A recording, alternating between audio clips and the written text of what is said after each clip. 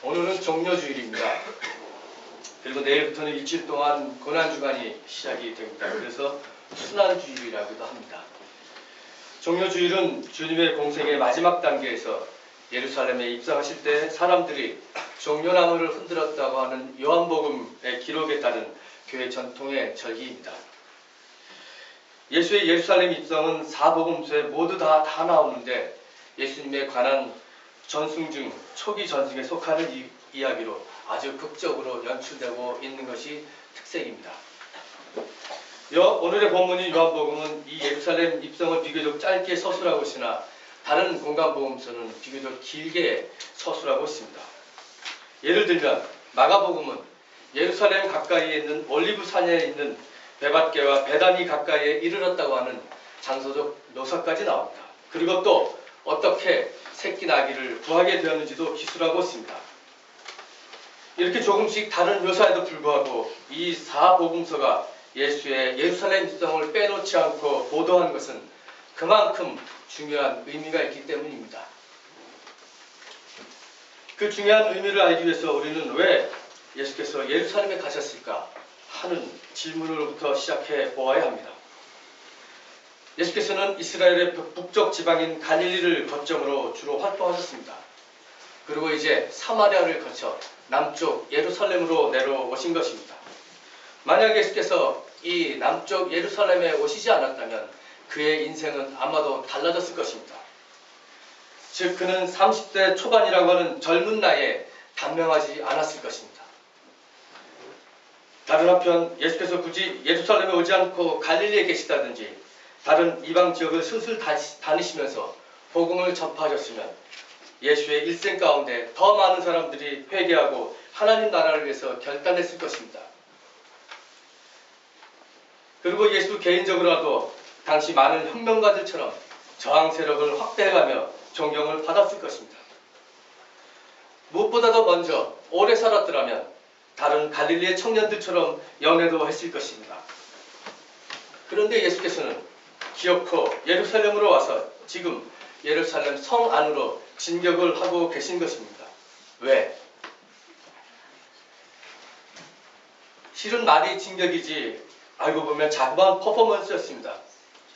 성서에 보면 많은 사람들, 많은 무리들이 거기에 있었다고 하나 그간의 성서 전후 사정을 살펴보건대 이것은 우리가 상상하듯이 그렇게 많은 사람이 그곳에 있지 않았다고 합니다. 그것은 그 당시에 거기에 있었던 몇몇 사람들이 예수를 환영한 것 뿐이었습니다. 어찌 보면 이것은 그들만의 잔치였던 것입니다. 이런 일이 생겼다고 해서 그 뒤로 세상은 달라진 것이 아무것도 없었습니다. 철옹성 같은 예루살렘의 성은 그대로 서 있고 로마 황제의 권자도 그대로 있었습니다. 그러고 보니 이것은 해프닝이라고 말할 수 있습니다. 그래서 어떤 학자는 예수의 예루살렘의 이 입성을 두고 길거리 극장이라고 표현했습니다. 왜 예수는 북쪽 지방에 계시지 않고 남쪽에 오셔서 남부끄러운 줄 모르는 이런 일을 했을까요? 어릿광대 같은 바보들의 행진을 왜 예수께서는 하셨을까요? 그리고 이 코믹하고 드라마틱한 모습을 왜 사복음서는 빠지지 않고 공통적으로 보도하고 있는 것일까요? 이러한 질문들은 예수의 예루살렘의 입성의 모습의 상징적인 의미를 우리로 하여금 묻고 찾도록 하고 있습니다. 그것의 상징적인 의미는 다음과 같습니다. 첫째, 이 일은 우연히 어쩔 수 없어서 즉흥적으로 생긴 일이 아니었습니다.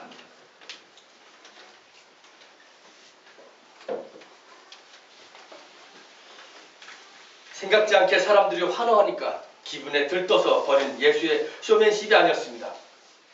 예수께서는 지금 정확히 자신이 무슨 일을 하고 있는지를 알고 계셨습니다. 예수와 그의 제자들이 예루살렘 가까이에 있는 올리브산에 도착했다는 것도 의도적일 수 있습니다. 마가복음 11장 1절 맞습니다. 이 올리브산은 감람산을 말합니다.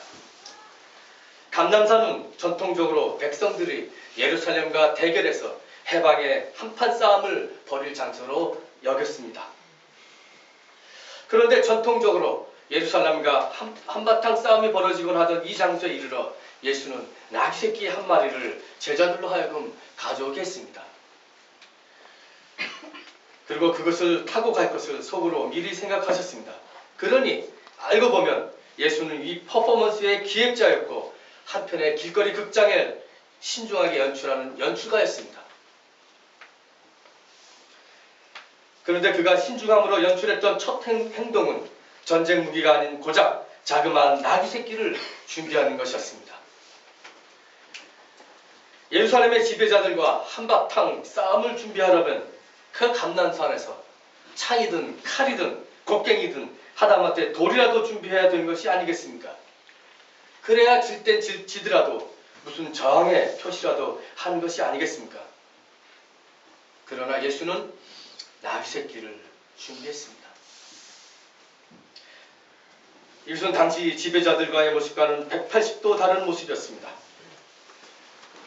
무소불능의 지배를 자랑하는 제국의 왕은 말을 타고 다녔습니다. 때로는 권위 있게 백마를 타고 다녔지만 예수께서는 이제 나귀 새끼를 타신 것입니다. 이것은 제국의 왕을 반대하는 상징적인 제스처였습니다. 나귀를 타신 예수는 백마를 탄 로마의 왕의 반대를 선언하는 것이었습니다. 제국의 폭력에 반대하는 하나님 나라의 비폭력과 평화의 상징이었습니다. 이것은 유대인들의 종교적 전통에서 보면 더욱 분명해집니다. 구약의 스가랴서 9장 9절에서 10절의 말씀에 의하면 평화의 왕인 메시아는 나귀 새끼를 타도록 되어 있습니다.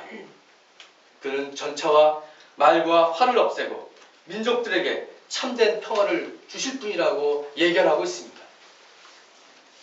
그렇습니다.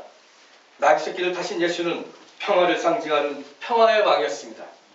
그래서 그는 아주 의도적으로 이 바보 같은 어릿광대의 모습을 보여주고 있는 것입니다.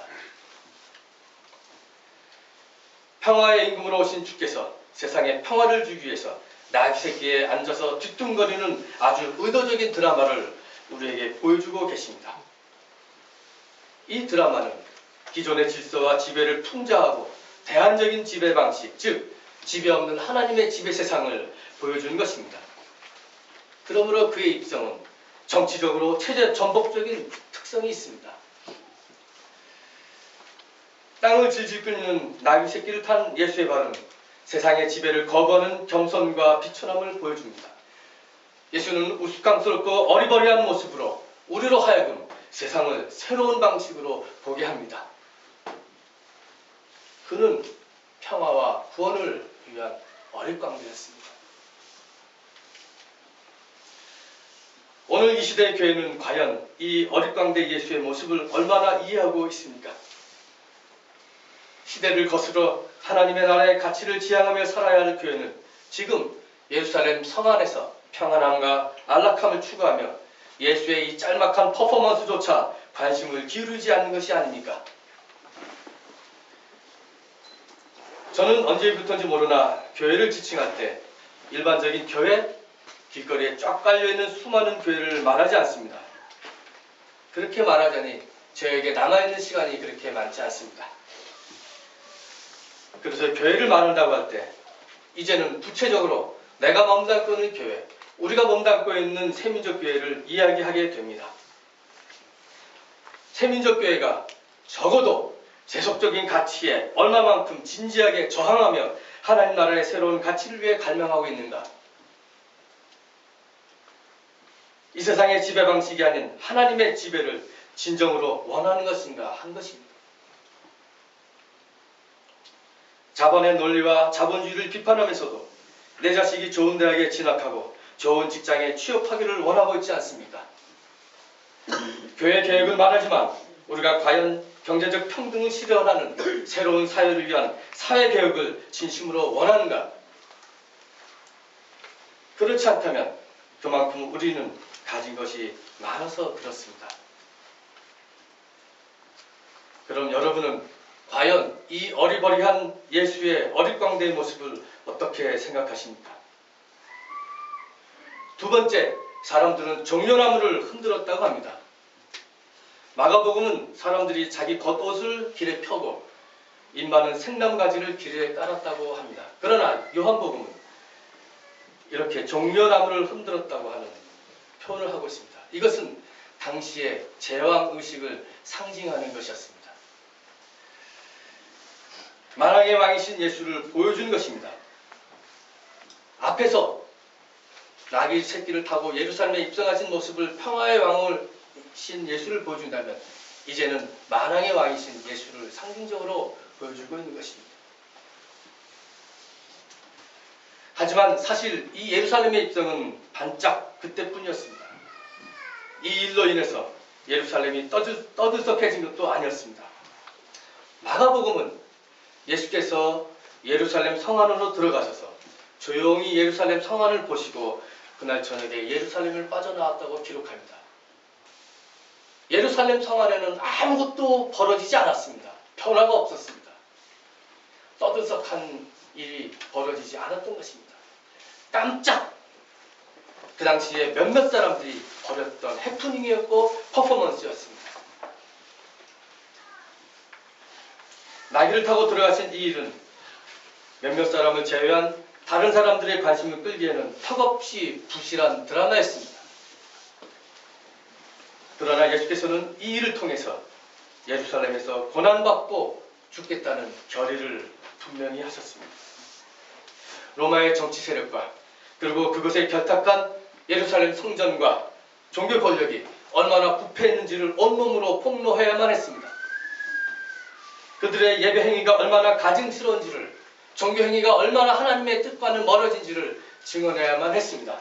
이것이 그가 가신 십자가의 길인 것입니다. 그러나 갈릴리 촌사람들과 벌인 이 바보들의 행진에는 십자가의 길을 가겠다는 이 어릿광대의 외로움과 슬픔 그리고 결단이 있었습니다. 많은 예루살렘 사람들의 무관심과 그리고 지배자들의 적대심 사이에서 예수의 고뇌는 더했을 것입니다.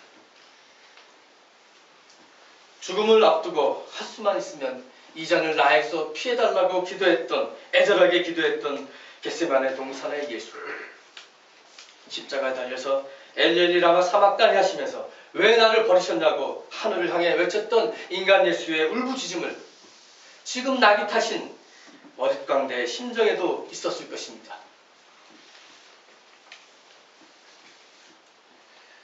종려나무를 흔들며 허산나 나를 구원하소서 하며 환호했던 일꾼들의 무리들이 있었습니다. 그러나 그들은 그 예수님의 뜻을 이해하지 못했습니다. 3년간 예수와 동고동락하며 함께 다녔던 제자들도 그 당시에는 그 뜻을 이해하지 못했습니다. 그러나 며칠 후면 죽을 사람에게 우리를 구원하소서 합니다. 백마가 아닌 나귀 새끼를 탄 이에게 호산나 꼭 건져주십시오 합니다. 너무나 모순되는 광경들이 오버랩되고 있습니다. 이 모습을 비극을 표현하고자 하는 희극입니다. 이제 오늘 성서 본문을 이해하려면 이 이야기를 전하는 초기 기독교 공동체가 처한 삶의 자리를 알아야 합니다. 예수 십자가의 처형 이후 실망한 제자들은 모두 흩어졌습니다. 아무리 그렇다고 하지만 막다른 길에 서면 스승께서 뭔가 보여줄 줄 알았습니다. 막판 위기의 순간에 낭떠러지 위에 서게 되면 그래도 마지막 어떤 모션이라도 보여줄 줄 알았습니다. 물론 평상시에도 가끔은 죽음을 예측하셨지만 이렇게 쉽게 아무것도 보여주지 않고 황망하게 가신 것입니다. 그래서 그들은 겁도 나고 불안해했습니다. 불안뿐이 아니었습니다. 그물과 배와 아버지를 버리고 떠났던 자기 자신이 후회스럽고 한심하기만 했을 것입니다.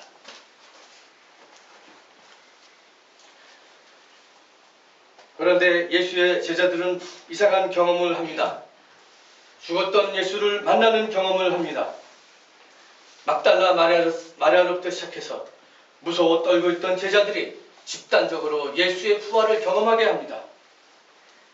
엠마오로 갔던 두 제자들이 부활한 예수를 만났고 다시 고기 잡는 어부로 돌아갔던 제자들이 바닷가에서 주님을 만납니다.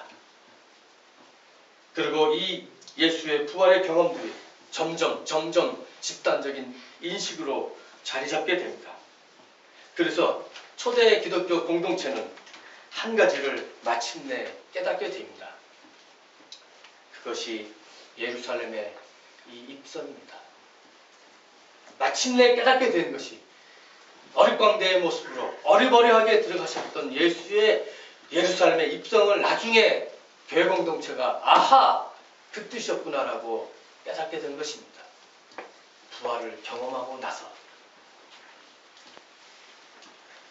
요한복음 12장 16절에 보면 이런 말이 나옵니다. 제자들은 처음에는 이 말씀을 깨닫지 못했으나 예수께서 영광을 받으신 뒤에야 이것이 예수를 두고 기록한 것이며 또 사람들도 그에게 그렇게 대하였다는 것을 회상하였다고 나옵니다.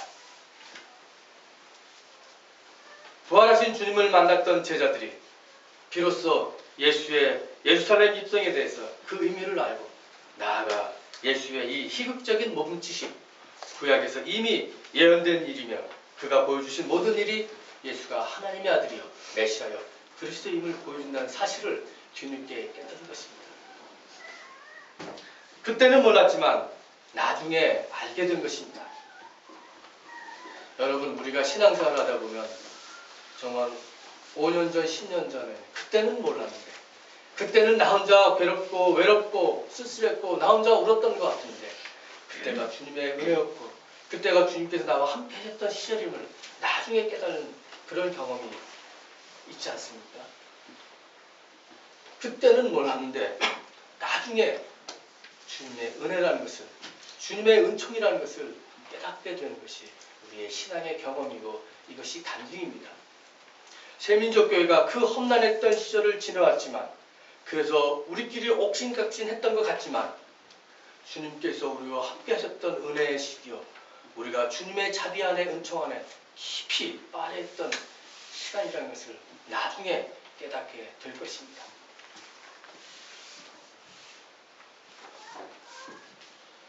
초기 기독교 공동체가 이제 예수의 부활 이후 우스꽝스러운 모습을 보여주신 예수를 회상하며 아하 그렇구나 하고 무릎을 쳤던 것입니다.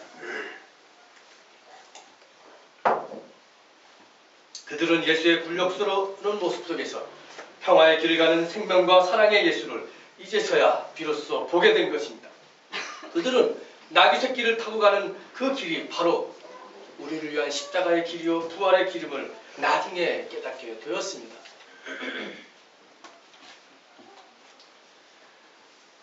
이제 오늘 종료주일이 지나면 골고다 언덕에서 십자가를 지시고 돌아가시는 성금요일이 다가옵니다. 여러분 얼마나 모순된 이야기입니까? 호산나 우리를 구원하소서라는 소리가 이제 예수를 죽이라고 하는 성난 군중들의 거친 목소리로 바뀌게 됩니다. 그러나 이 모순된 소리를 들으며 무엇이 예수로 하여금 이 길을 가게 했을까요? 빌립보서는 이렇게 말씀하고 있습니다. 그는 사람의 모양으로 나타나셔서 자기를 낮추시고 죽기까지 순종하셨으니 곧 십자가에 죽기까지 하셨습니다. 했습니다. 하나님께 죽기까지 순종하신 예수의 비움과 자기 부정이 그로 하여금 이 길을 가게 했습니다. 하나님께 대한 순종과 인간을 위한 예수의 희생적인 사랑은 자기 비움과 자기 부정으로 시작했습니다. 사랑을 실천하는 일도 사랑을 완성하는 것도 사랑의 일치를 이루는 것도 모두 자기 부정 없이는 이룰 수 없는 일임을 어릿광대 예수께서는 보여주셨습니다. 이것이 종료주의를 그리고 고난주간에 보는 예수의 모습입니다. 우리가 2000년 전 나귀 새끼를 타고 예루살렘에 입성하신 예수의 모습을 오늘 회상하는 것은 평화의 왕으로 오신 예수를 맞이하고 그와 함께 생명의 길, 구원의 길을 가고자 하는 것입니다. 비록 우리들의 모습이 남들이 보기에 우스꽝스럽게 보여도 남들이 이해하지 못하는 이 행진, 이 바보들의 행진 가운데 하나님의 아들 예수 그리스도가 계시기 때문에 오늘 우리도 이 행진에 참여하고 함께 나아가는 것입니다. 새민족교회 여러분, 이제 우리가 종려나무 가지를 흔들며 호산나 우리를 구하소서 하며 주님을 향해서 외칠 때입니다. 예루살렘에 들어가신 주님을 생각하며 이제 내일부터 우리가 맞이하는 고난주간을 진지하게 맞이합시다. 이것이 오늘 우리에게 주신 하나님의 말씀입니다.